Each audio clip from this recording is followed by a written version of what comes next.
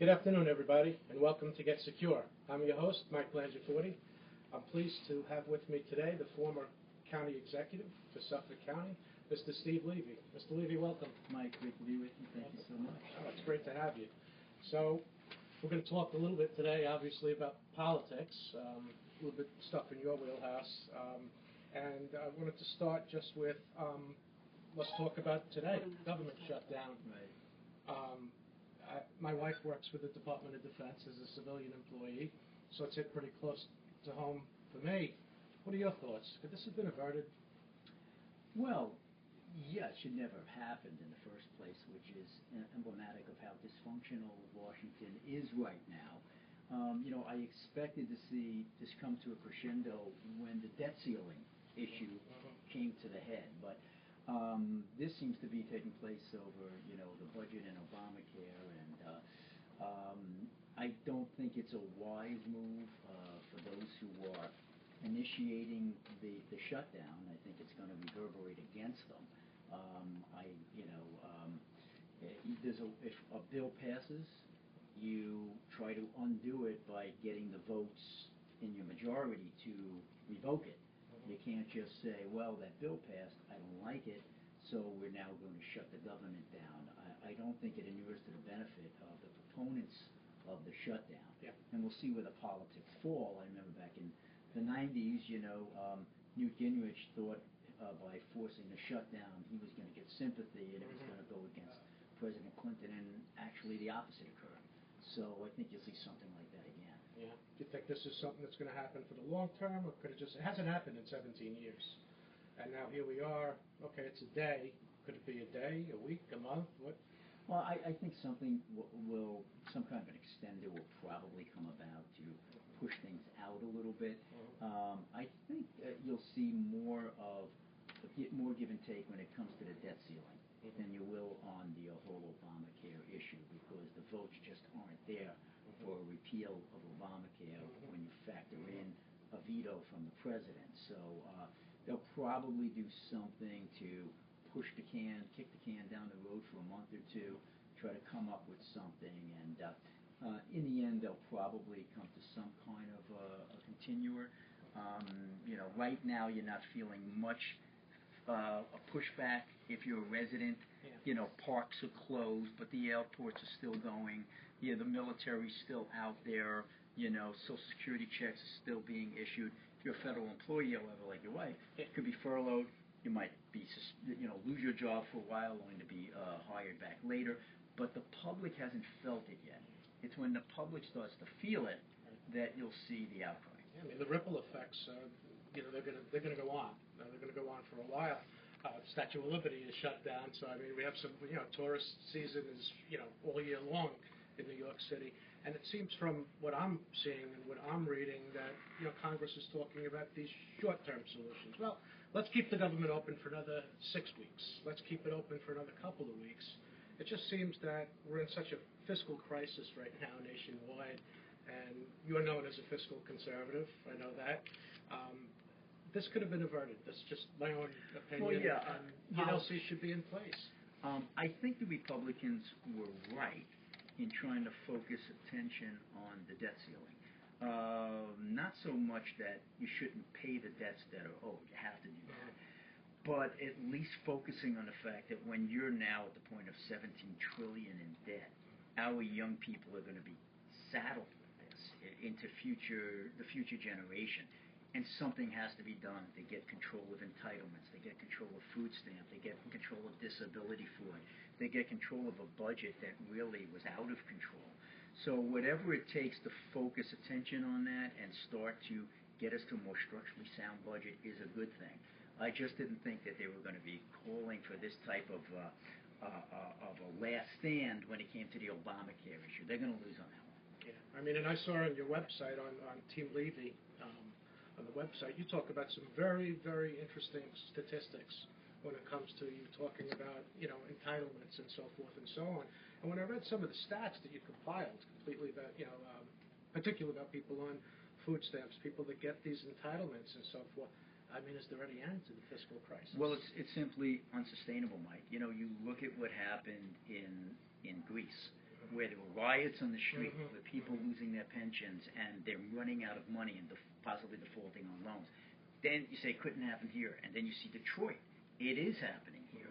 You see San Bernardino, California going bankrupt. You see that in Stockton. You see it in a number of other cities going bankrupt because the expenses that are coming about through the entitlements with pensions and disability and health care just are so outpacing the revenue that's coming in. It's going to collapse at some point. So, I just testified at a Senate local governments committee saying that we've got to get control over pensions, over mandatory arbitration, which has given us law enforcement salaries in the $200,000 level, disability fraud, with the stats you're talking about. The increase in people on disability since 1959 has increased over 600%. That's phenomenal. The food stamps in the last 5 years, from 40 million to 80 million people, and where does this end? It is simply unsustainable. Yeah, and that's my fear. I have 2 young children. I have a 13-year-old and an 11-year-old, and you bring up a very good point before. We're straddling our children with today's debt, and there's no end in sight. I think if we focus, if both sides of the aisle kind of come together, easier said than done, both sides of the aisle come together, led by a president of the United States, and in this case, in today's day and age, led by President Obama, if we all come together, there is a solution. I believe there's one out there. Yeah, listen, we know what the solution is. It's not hard to find out what the solution is. What is difficult is having the will amongst the elected officials to actually implement that solution. The reason it's hard is because it usually involves some kind of pain. It usually it relates to someone, on a pension having to pay a little bit more as a copay, or if you're a public employee getting health care, like in Suffolk County, 0 contribution. I mean, that can't go on. At least it's been changed for incoming employees, but existing employees, retirees, you don't contribute a dime. Sooner or later, that kind of thing collapses. Again, you've got police contracts now that have been implemented through mandatory arbitration that gives some officers up to $500,000 in severance pay for unused sick and vacation. Who gets that? Yeah, I mean, I was in the NYPD for 20 years, and I never made $200,000. I could assure you of that. And but there was sick leave in the NYPD. There was unlimited sick time, but you don't cash out. No, there was no. And that's what we're trying to get in Suffolk. I was successful in getting that for our sheriffs and our correction officers. But with the PD, the police department, it's so embedded in their contract that came down that I inherited that they're not going to give that up because they know you're getting 20 sick days a year, and you're getting personal days, and you're getting these other days off. You don't vacation days, 6 weeks vacation in some cases. You bank them. That's a tremendous amount of money. Now, I mean, granted, if the county, the state, and everybody else was in such a surplus of funds, of course, it's. But you don't feel it as much. But now that since the crash of '08, where the sales tax revenues have dried up, and the mortgage tax revenues and the property taxes aren't getting paid, the money's not there, but you still have these obligations that you are burdened with, and that's where the imbalances come in, and that's why you have so many local governments in trouble, and that's where there is this need for real reform right now. Absolutely, and later on in today's segment, I'm going to get to talking about your 2 businesses and what you're doing right now, which is some very impressive stuff to help in this exact situation that we're talking about. I just want to switch right now to the global arena. Syria, Iran, the chemical weapons, nuclear weapons in Iran. There's a lot of stuff going on around the globe right now. A lot of stuff that concerns me. We were talking about our children. We were talking about the effects that foreign policy and all this negotiating has on not just local, but national and global, the ripple effects with foreign policy, especially decisions made by the President of the United States, have global ramifications. Right now, we've seen what Assad has done with chemical weapons in Syria. It's no secret at this point. It's no secret what he did over there. And we were on the brink of launching missiles into Syria to send a message, I guess. And now Russia has stepped in and said, okay, we're going to avert this whole situation by taking control of Syria's chemical weapons. What's your opinion of what's going on in the world? Well, the reason this is so complicated is because unlike World War II, where knew who the good guys and bad guys were. It's not so clear here. You know you have a bad guy in Assad. Anyone who would gas their own, children is a really despicable individual. And, you don't want him in power. By the same token, the devil you know is sometimes better than the devil you don't. And if he were to fall, at least he provided some type of secular stability. He was not a radical fundamentalist. By the same token, he's a tyrant, and he's not a Democrat with a small d. So you want to get a democratic government there that is committed to constitutional reform. Now, you have a democratically elected government in Iran, but they're hostile to the U.S. You had a democratically elected president in Egypt, but as soon as he got in, he went back on all of his promises to put in place a true constitutional democracy with protection for minorities. And therein is the problem. Yeah, you want to get rid of the oligarchs, you want to get rid of the monarchs, but you don't want to replace them with the fundamentalists. And who is the opposition to Assad? In part, there might be a small contingent of true democratic-leaning moderates. On the other hand, we know Al-Qaeda is getting into the mix. Who is going to prevail? In Egypt, it was the Muslim Brotherhood, those who were most religious in their background, who were most organized. And it tends to be that those who are most organized rise to power. Yeah, I mean, and we know in Syria that certainly factions of the Muslim Brotherhood exist. Certainly factions of Al-Qaeda exist. And it's like you said, we knew who were our friends, we knew who were our enemies. If there were a regime change in Syria, would that help us or hurt us? Nobody knows. That's the point. Remember in World War II, we had to at least, I don't know if I'd say make friends, but tolerate an enemy, which was Joseph Stalin, who was probably the 20th century's worst villain other than Hitler. Yeah. But we had to shake hands with him and sit down at conferences as an ally because we knew there was something worse than Stalin, and that was Hitler. And you did what you had to do. And once we won the war, he reverted back to the communist beast that he was, started slaughtering millions of people again, and took control of half of Europe. What is going to happen, if and when Assad falls? Could we see something worse than even Assad? We don't know, which is what makes it so complicated. Yeah, I mean, could we be drawing a comparison now to what's happening in Iran? Certainly an enemy of the United States, but now President Obama now is talking to this guy. Good move, bad move? Well, again, the overture was made by the new Iranian president, which you should not slap down. We would look very foolish in the international community if an overture was made and we don't at least give it a chance. So I think it was the wise thing to have dialogue, see where it goes, but we have to be very, very, I don't know if I would say suspicious, but realistic in knowing that it is a regime that lies, it is a regime that is corrupted, it is a regime that is, is rather archaic, that wants to bring you back to the Stone Age. But if this new leader is willing to chill things out a little bit, let's say thaw things out a bit, you should at least give it the opportunity. The only problem is, as you're allowing this to happen and delay ensues, that's more time for them to go toward a nuclear weapon. They'll tell you they're not going to, but right. They're going to. They saw Pakistan did it, no ramifications. They've seen so many other countries in North Korea. What happened? Nothing. I mean, you could put some sanctions in place, and our sanctions against Iran is really what's prompting him to at least talk differently. The question is whether they're going to act differently, and you have to be very suspicious of that. Well, there's a lot of this chest thumping, like what North Korea did. Oh, here we are. We can. This is what we can do, and nothing ever came of it.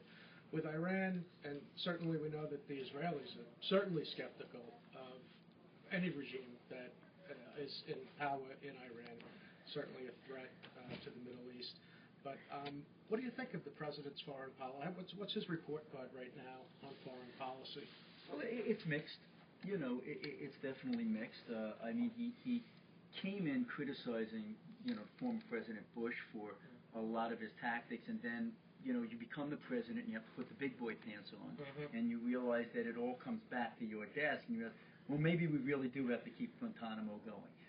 Maybe we really do have to keep the drones going and enhancing them. Maybe we really have to keep the surveillance around the nation. You just can't pull out in 1 month in Afghanistan, which you might have wanted to do. So we had to be realistic. I did not like his apology tour when he first came into office, saying that, if we just become more humble and say that, so many of the mistakes around the world emanate from U.S. policy, that doesn't win you any friends. It really shows weakness, and I think it's contrary to what the reality is. If it was, 1,000 years from now, 100 years from now, history will look back and say, there were forces of good and evil in the world, and we stood for that force that sought to spread democracy around the world. And it's not perfect, it's not clean. You have to shake hands with some pretty ruthless people along the way, but you have to keep your eye on the long-term goal, which is weed out totalitarianism in the form of Nazism, then in the form of communism, and now in the form of religious fundamentalism. So, he's definitely got a mixed bag on his watch, like most presidents do. I mean, I think that when he's gotten some criticism from both sides of the aisle, from people in his own party, and certainly from Republicans, and now we see the emerging of the Tea Party now, and certainly he's come under a lot of criticism. I think that when you become president of the United States, that because you don't know exactly what that office is really all about, I guess, until you're sitting in the Oval Office. And so some of the decisions that I've seen Mr. Obama make, while he's been, as you alluded to, and spoke about when you were just talking about that he put on the big boy pants and now he's got to make the decisions. So I do think that your mindset changes. I think when you sit in that chair in the Oval Office and you have some of the experts coming in saying, Mr. President, this is what we have going on. Right. And then you realize that, millions of people are your responsibility. And, you can say, well, let's stop doing surveillance of these potential criminals, or let's stop looking at these suspected individuals. Well, if something slips through and there's a dirty bomb that explodes in New York or Chicago or LA, it's on your watch. And if you could have stopped that and you didn't, it's a whole different picture of the situation. But you got to remember, too, the world is such today, especially in the media, that you're never going to be able to make decisions where you get 100% praise. I mean, it's just established where Fox is going to take one side, MSNBC is going to take the other side, and no matter who's saying what, there's going to be the barbs flying. If Abraham Lincoln were running for, or was president today, he wouldn't be the Abraham Lincoln that we remember. The nonstop. It's not even a 24-hour news cycle. It's a 24-minute news cycle. It's very hard to withstand that and come out clean because there's always such an avenue for criticism. But that comes with the territory, and you just have to withstand it and do the right thing. So if Mr. Levy were President Levy, who knows? We don't know. He might be making an announcement on today's show. This is where it will be. Perfect. But if Mr. Levy were President Levy, and we've been talking about, again, the government shutdown, the fiscal crisis on a national scale, and talk about it on a local scale as well, and the foreign policy and everything that the president is doing now. If it were President Levy, what would you do differently? Well, I would, first of all, focus on the debt and focus on entitlements. It is something that has not been done. And by the way, not only with the Obama administration, but the Bush administration as well. It wasn't necessarily a Democrat or Republican thing. They were all just spending like drunken sailors. For instance, it wasn't just the wars that were waged without paying for them. It was also the Medicare Part D program that, hundreds of, billions of dollars spent on this, and we'll just pay for it down the road. And then the Obama administration came in and exacerbated it, doubled the debt. So there's no feeling that, if we stay on this path, we are going to become Greece or a lot of these Western European nations. And someone has to be the leader to say, we've got to balance our books. We had a balanced budget in the late 90s. Yeah. And, the deficit now is outrageous, but the debt is even worse, and that debt is going to be paid off to such an extent that it's going to have a crippling impact on our long-term economy. Look, I was a county executive. We had a lot of problems. There were year after year, we had 10% across-the-board cuts in every department. You're telling me that the federal government can't take a 5% shave in every department? You can do it in your household budget. If you were told the only way to keep your house is to have a 5% cut in your household expenditure, of course you can do it. It would be tight, but you'd make it happen. There's no incentive to do it on the federal government because they can go right downstairs and print more money, and they're not held accountable for it. And on the foreign policy front? Well, on the foreign policy front, it's very, very tricky. But what you have to do is show strength. Not to be a warmonger, but to try to show consistency and strength and not apologize for the U.S. I mean, we really have been the beacon of light in this world over the last 60, 70 years, and we still can hold on to that mantle. More pressure has to be placed on moderate Muslims to speak out and ostracize the fanatics. I think we need to speak out on how deplorable women and girls are treated around the world, unable to get an education, actually killed by family members if they're perceived as having premarital relations. Really crazy stuff that harkens back to the Stone Age. And, if I were President of the United States, or I hope whoever it is, would put more pressure for change in that regard. Do we really want to be supporting regimes that are, promoting this type of these ridiculous concepts? So, it's a complicated world. You have to keep your eye on the long-term prize, which is to enhance democracy while still preserving stability. Sure. Well, thanks. So we'll turn to local politics now, something you could definitively speak about. And I just wanted to see, now in Newsday, you were known as a penny pincher. And I even see it on your website. You even refer to yourself as a penny pincher, a fiscal conservative. And a lot's going on right now on Long Island. We talk about fiscal crisis nationwide. Let's talk about it locally. Long Island is one of the most expensive places to live in the United States. We've seen what Executive Mangano has faced with NYFA and this oversight committee, and some of the decisions that he's had to make that have affected Nassau County. We see what's going on in Suffolk County right now with the budget that Executive Malone is now faced with. You've been in politics, in the political arena for over 25 years. What can we do differently right now, Mr. Levy, on Long Island to get us in a better position? Well, it's not just here on Long Island, but what we're finding is that municipalities around the state and the nation are feeling this impact. When 2008 came along, the economy broke down. So money was not coming in. When you grow your economy, people spend money on sales tax, and that sales tax filters back into the economy. They're building bigger houses. They're buying more things.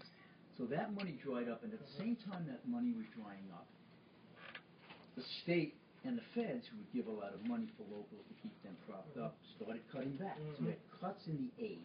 You had less money coming in on your revenue side. Yet, the mandated costs, such as pension and health care costs, and employee salaries and obligations, continue to rise exponentially. So this imbalance is there all across the board. And what I testified at on behalf of our Center for Cost-Effective Government, of which I'm executive director, is there has to be a sea change. There has to be something that goes on that says this is not sustainable. We have to get employees contributing more to the healthcare side. There has to be a limit on overtime that can be factored into a person's pension. So, for instance, let's say you're a Suffolk County police officer with a base pay of $150,000. It's enough that you're going to be getting a $100,000 pension on that. But if instead, in those last couple of years, you increase that $150,000 base pay to $250,000 by working godly amounts of overtime, okay? Now you're retiring on a $250,000 salary, and your pension could be as high as $184,000 a year. It's absolutely outrageous. It's ridiculous. It's unsustainable. Those things have to be changed, and most of those changes have to come from the state. We need authorization from the state. Now, NASA has kept its head above water only because the control board has given them 3 straight years of salary freezes. That has not happened in Suffolk County. The legislature exacerbated the problem in Suffolk by not closing down the nursing home in a timely fashion. Several years ago, had they privatized it, all of the employees could have kept their jobs, all of the patients could have stayed there, and the taxpayers wouldn't have had to shell out $60, $70 million in money that went down the tubes. But those kind of things have to stop. There has to be a realization that the money's not there, the mandates continue to rise, the mandates have to come down from the state, and the locals have to control the spending. Yeah, so, I mean, it seems to me that, I mean, again, both sides in this, so from the unions to our folks in the political arena, all kind of have to get on the same page. Concessions, well, they're on the page. They have to be made, right? They're on the same page right now, which is the problem. The political class is on the same page with the union, with these municipal unions, which is not necessarily in the best interest of the taxpayers. Local officials are supposed to be the middlemen between the union on the one side that wants to get a fair wage and good conditions for their members, and the taxpayers who have to pay the bill. What's happened is elected officials have morphed from being an arbiter into being an advocate for the municipal unions. Why? Because they want that endorsement when election time comes around. They want that donation. They want the letter to go out from the union leadership to all their members, vote for this guy. And so, more times than not, they will give away the store. And the average taxpayer is not making the links or connecting the dots and holding them accountable on that, because it's very hard to make that link. But that's why we've reached a point now where the municipal unions themselves have to understand that unless they're reasonable, unless they give back a little bit, the whole system's going to collapse. And what happens in Detroit when the pension system goes under? Who gets hurt? The pensioners themselves get hurt. It's not just the bondholders, it's the pensioners. So I say, as a guy who's going to get a pension soon, I would be willing to pay more. I'd be willing to give in with some money to the system so that in 20 years from now I know it's still there. I want sustainability, and I don't think it's there. Right, and just to be clear, you know, you're certainly not talking about eliminating pensions. No, for, you know, a little bit of give goes a long way. Oh, it could make all the difference in Right. the world, sure. Now, what would you say were your greatest accomplishments in your 8 years as the Suffolk County executive? What is it in your head that you say, I'm really proud of that? Thanks for that softball. I can see that. You know, I'd say more than anything else, it's changing the conversation, changing the mindset, starting to focus legislators, the public, the editorial boards, on the fact that the gravy train has to end and that there has to be fiscal accountability. It was pulling teeth. It was dealing with a legislature that did not want to cut things. They wanted to placate municipal unions. It was very, very hard. You know, I would hold the line on my capital budget or cut the capital budget, and they would increase it by 30%. I would veto it, and they'd make a deal to override me, 18-0, by promising each other little things. But I did come in and say, you know, the gravy train has to end. We have to focus on the fact that this is unsustainable, and that's why, you know, we took a lot of very tough stands, and you know, we had 7 bond rating upgrades over my tenure. But even with all the things we did, there's still this unsustainable factor within the budgets because the pensions and the other mandates that you cannot control continue to go up. So I would say focusing on fiscal matters, number one. And we did so in a way that reduced crime by overall crime by about 20% through the work of Rich Dormer, who's you know very well, who was my former commissioner. We civilianized the department. We got high-paying officers out from behind the desk, out on the street. We saved money and cut crime at the same time. We preserved over 80 farms. We preserved, you know, 8,000 acres of beautiful, pristine, open spaces for our future generations. We brought in major firms like Canon, 2,000 jobs, Leviton, you know, 700 jobs, to our economic development team. So I was very proud of creating a balance, making sure that people understood business is good for Long Island. You could have both a protection of your environment, which we did with our open space program and our sewer programs and cleaning up our groundwater, and at the same time allowing for growth in certain areas on the 110 corridor, in Yaphank, Core, over by Pilgrim State, over by the Stony Brook corridor. You pick your places, revitalizing places like downtown Patchogue. So yes, we need growth. We need places for young people to stay. We need our sales taxes to come funneling in again because of all the economic activity. But you can still have an environmental balance to that, and I think we struck that balance very well. And what were your challenges? What were your frustrations?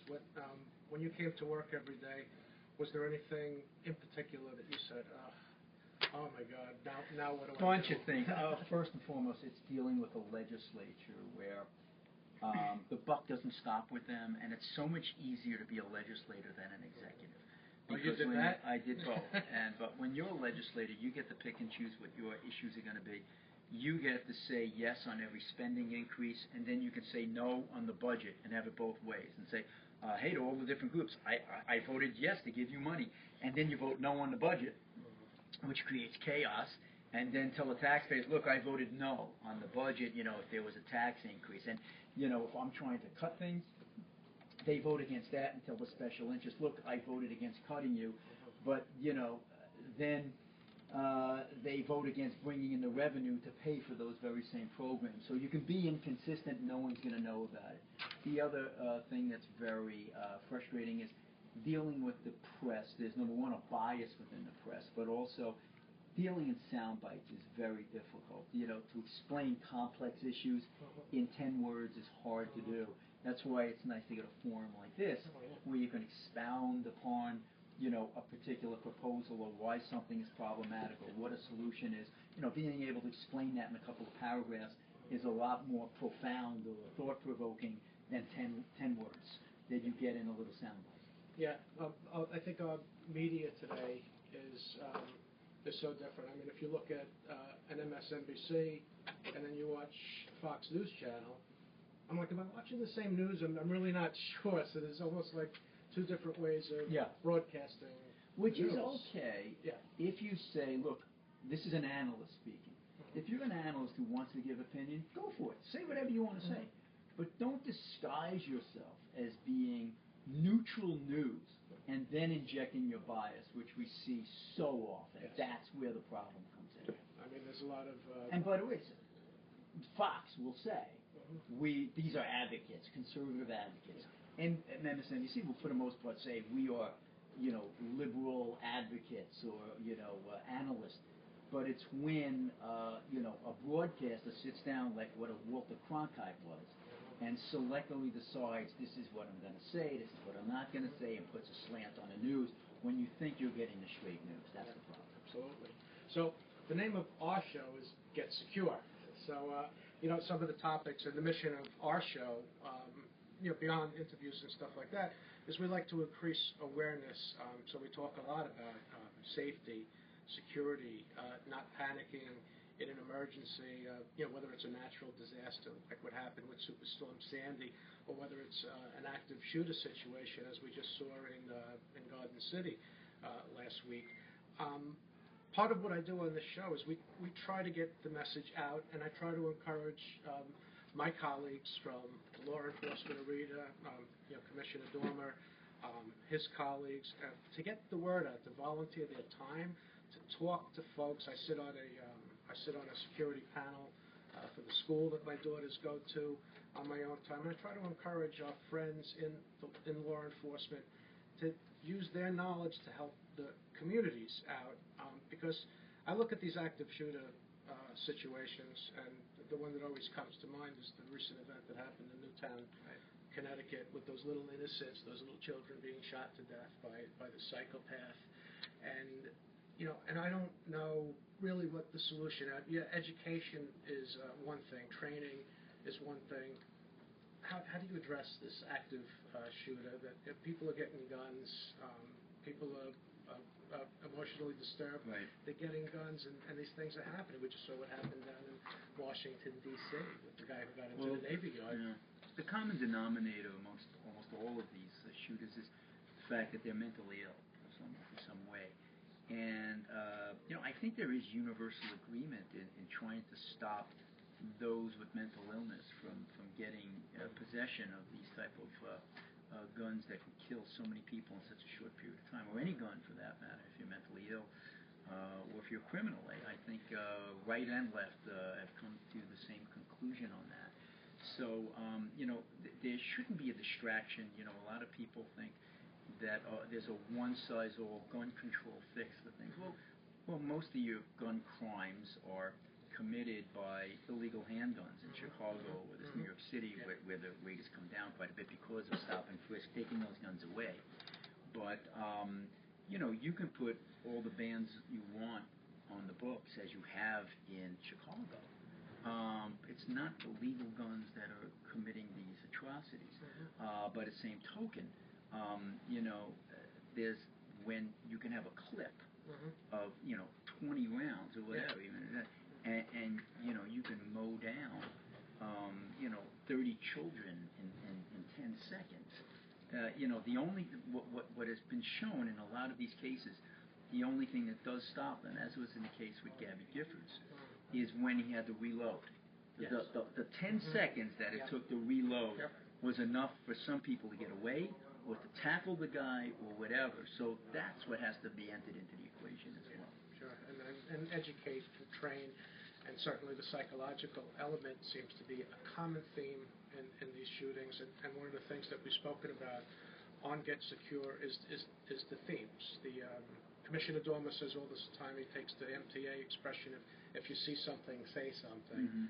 And it's words that should resound. I mean, there's a hesitancy on the part of friends and family members of somebody who will be exhibiting suicidal ideology, be exhibiting, some type of an emotionally disturbed persona, and there's a hesitancy in reporting it. Right. See, it's exacerbated by the fact, I just saw an expose on this just last night, in fact, or 2 days ago, where, a lot of these mentally ill folks, back in the 70s, even 80s, before they closed down the institutions, were institutionalized. Yeah. So they came around and closed down the institutions, in part because they wanted to save money, and in part because they thought it was inhumane to have these individuals, locked up in these very terrible conditions. But then what happens is, without the support services that were supposed to come to these individuals, they wound up in jail.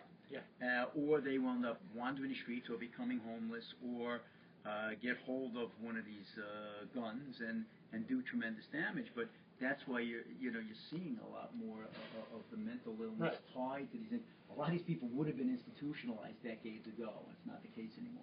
I mean, so you have the psychological theme, you have the gun control issue, which is a source of vigorous debate again on both sides of the aisle, and and the hesitancy to report things like this, and that's what I believe all factor into the active shooter. That, and you also have the lack of regard for human life, but also at the end of a lot of these active shooter scenarios, what do we see? We see that the shooter takes their own life.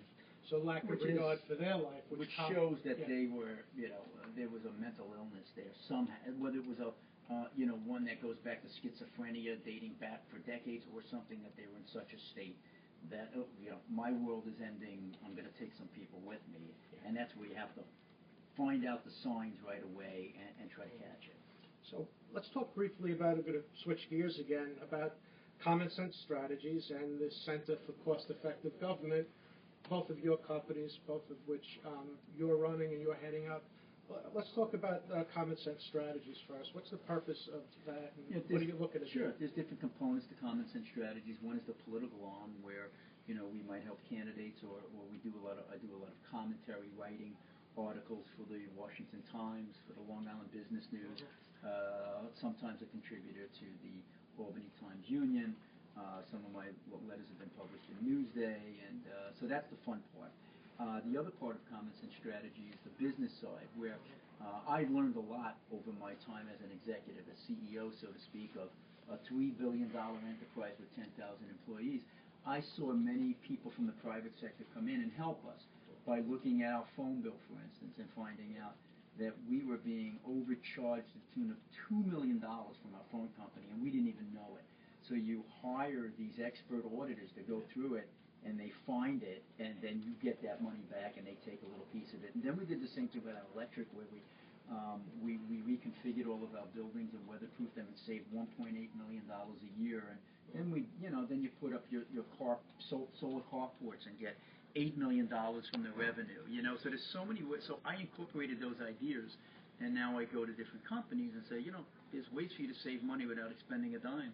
We can put solar panels on your roof and you can lease them. You don't have to lay out a dime, and you can start collecting money. We're actually doing that in our new building in Smithtown.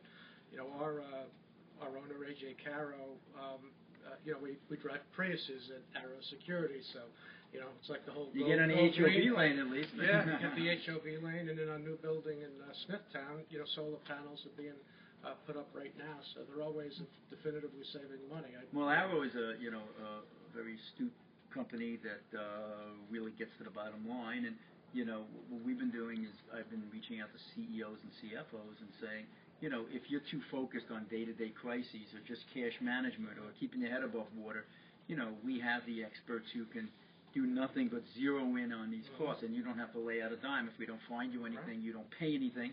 If we do find something for you, we'd have cost-sharing arrangements. And you don't have to worry about the Suffolk County Legislature. That's right. That is. There's no voting on that, right? That is a good part of the private sector. The great thing about the Center for Cost-Effective Government, it enables me to keep my political and governmental juices flowing without having to deal with the nonsense of the campaigning and going to train stations at 4:30 in the morning and all that stuff. But what I love about it is I've put together some of the most prestigious business and community leaders throughout Long Island to be advocates for taxpayers. A lot of the big spending interests out there have their own advocacy groups. Who do taxpayers have? So we're there. We're there to put the pressure on to say, enough with these mandates. Or let's start talking about having the school district and that town and that village buying their products together. These are some of the things we do.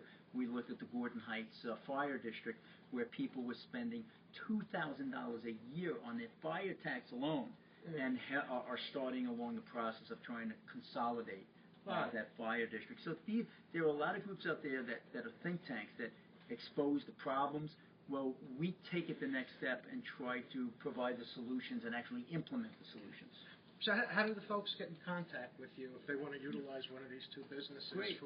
And I love the term common sense, because a lot of fiscal conservatism, did I say that right, is rooted in common sense. Right. Is rooted in common sense. Which is why I took the name, because I don't really like to harp on Democrat or Republican.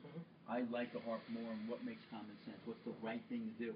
And I don't care if it's Democrat, I don't care if it's Republican. If it makes sense, it's common sense, let's do it. So ergo, we have the name Common Sense Strategy, but people can find out at www.commonsensestrategies.com or centerforcosteffectivegovernment.org, or my general stevelevy.info is where people can go to. Okay. So in close, I got to ask this question. So you were an elected official in local, state government, you were an assemblyman, you were in the legislature, 8 years as the Suffolk County executive. 25 years. You started your career in politics at 26 years old. I was actually 25 when I started the campaign. I was 26 by the time I took office, but I just gotten out of law school. I was working for a law firm in Smithtown for 9 months. The opening came up, and I said, in this business, you got to strike while the iron is hot, and went for it. Well, so 25, 26 years. I think public service is a calling. You would agree, right? I think it's a noble profession, which gets a bad rap, because you give up a lot. People think you go in to get wealthy when, in fact, you're giving up so much as far as time and different conflicts that you can't do this, you can't do that. Right. If you want to be wealthy, go down to Wall Street, go to med school. Well, you can't even say go to med school anymore, but, open up a business or something. But, you go into government because you really want to accomplish things and get the gratification of seeing one of your ideas being implemented or helping a constituent. Yeah, so you definitively had a calling. So I'm going to ask the question. What's next for Steve Levy? You want to make an announcement on Get Secure today about what you're going to be running for? What interests you? Here's my announcement. After we're done with the show, I'm going to play golf, which is something I would never have been able to do when I was in the public sector. So there's something nice about being able to say that, you get your life back a little bit, you get your nights, you're not out every night, you get to have dinner with family, you get to go on vacations. So I've had 26 years in the pressure cooker. You never say never about doing it again, but right now I'm very happy with these many ventures that I'm tackling. Well, you've heard the expression, just when I thought I was out, they pull me back in again. So we're going to pull you back in again. You can pull me in for this. Stay tuned. Well, that's it for today's show. I want to thank everybody for joining me on Get Secure. I'm Mike Blangiforti, your host, and I want to thank Mr. Levy for coming on. Thank you, sir. Thank you very much. Really much. appreciate it. Remember, get Arrow, get secure. Thanks, everybody. See you next week.